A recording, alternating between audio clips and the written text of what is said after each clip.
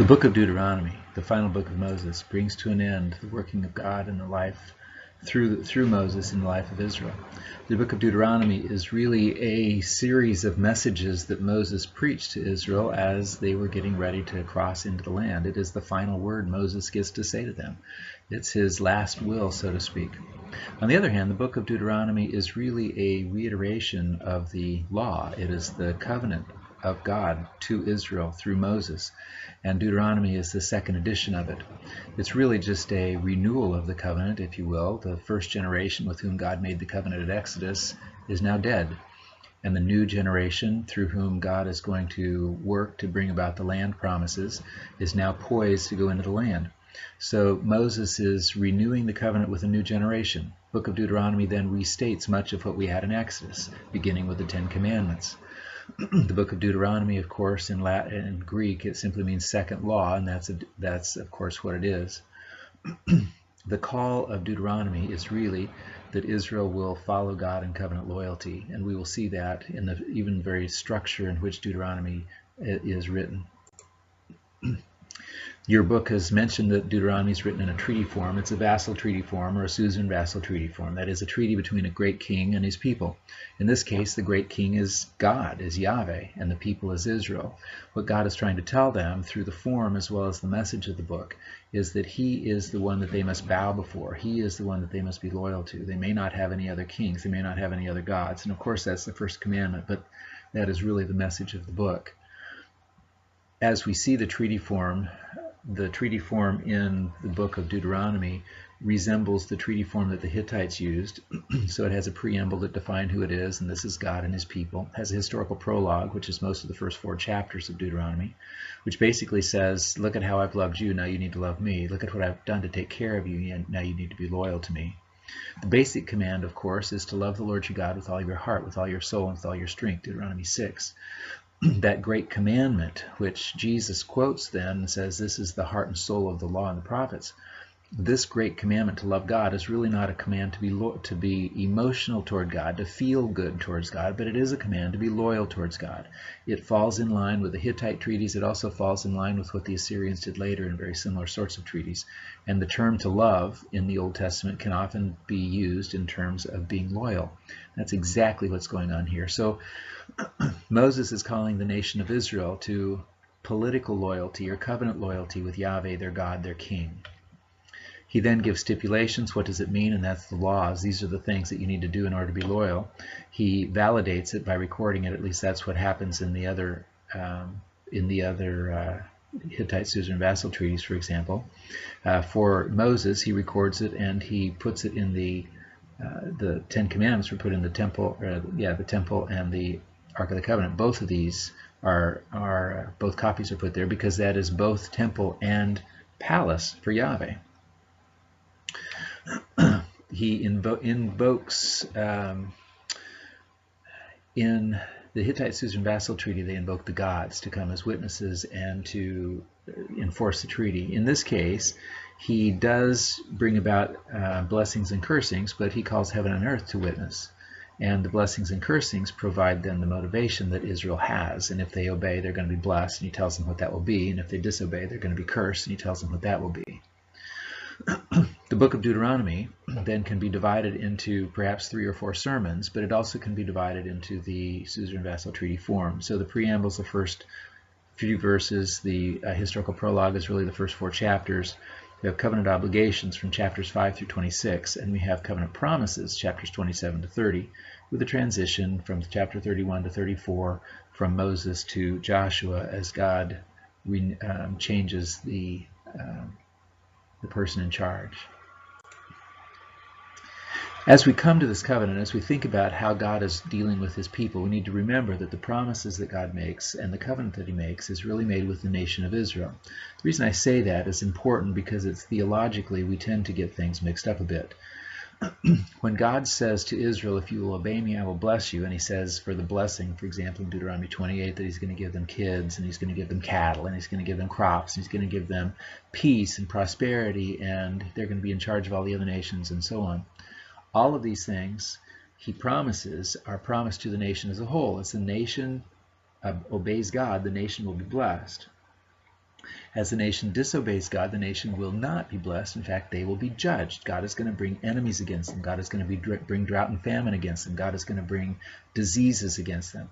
All of that is the results of sin. However, the reason it's important to recognize it's national and not personal is that there are righteous people who suffer. We see it not only in the book of Job, which is not particularly Israelite, but we see it in Israel as well. We see the prophets, who are godly people who suffer along with the nation because God is bringing judgment on the nation. On the other hand, during times of prosperity, during Solomon's kingdom, when everything is going well and they are following the Lord and God is blessing them, there are wicked people that prosper. So it is the nation that God is particularly talking to here. Now, certainly there are personal implications, and that is requiring that a lot of the individuals are following him for the nation to. However, it's not specific to every individual. That's really helpful when we come to, for example, some of the Psalms that are lamenting the fact that the wicked are prospering, or we come to some of the Proverbs that seem to show that it isn't always because of righteousness. So we have to recognize that the covenant that is being made here and the promises that are being made are to the nation as a whole. That also has implications for how we should apply them, but we'll talk about that in a minute.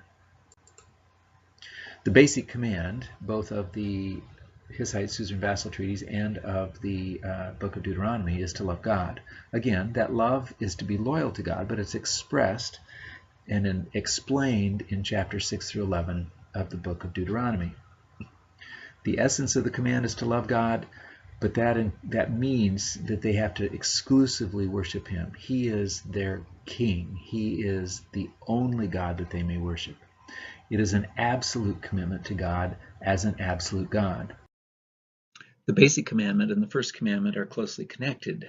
Chapters 6 through 11 are really explaining the covenant. They're really giving the foundation for the covenant. And of course, with the great commandment, loyalty to God as absolute king is absolutely necessary. That shows up, and by way of explanation is really the first command as well. There, you shall have no other gods before me. So the essence is to love God, is to put him absolutely first. That's chapter 6, and that's really the explanation for both the great command, which summarizes all of it, and the first command, which is the implication of that nothing takes God's place. The second implication of that is devotion to him is absolutely necessary. He must take first place. And chapter 7 then deals with when they go into the land, they shouldn't get sidetracked and they must carry out his will, which includes holy war. In chapter 8, we see that dependence on God is absolutely necessary. They can't take pride and think we can do this or we don't need him when they get in there, but they must remember when God gives them stuff and they begin finding that they can handle this pretty well, that they can't. They absolutely must depend on God alone. And of course, in chapter 9, humility is absolutely necessary. If they're going to put God first, they can't lift themselves up and think, well, I did this on my own, or it's because I'm so righteous or I'm so good. No, it is because God is gracious and he has chosen them. So he summarizes in chapters 10 and 11 what he's saying with this as he reminds them again, and he goes back really to the basic commandment that they have to love God with a whole heart. They have to be completely loyal to him with all that they are. And he reminds them very clearly that he is the reason for what they are going to have. The issue here with the first commandment then is that nothing can take God's place. Nothing can take God's place. No other deities or kings. They certainly can't worship other gods. They can't bow to other kings. They can't bow to other human kings or divine kings. No relationships can take God's place. You can't allow a human to usurp God's authority in your life in terms of what you devote yourself to. God must be first.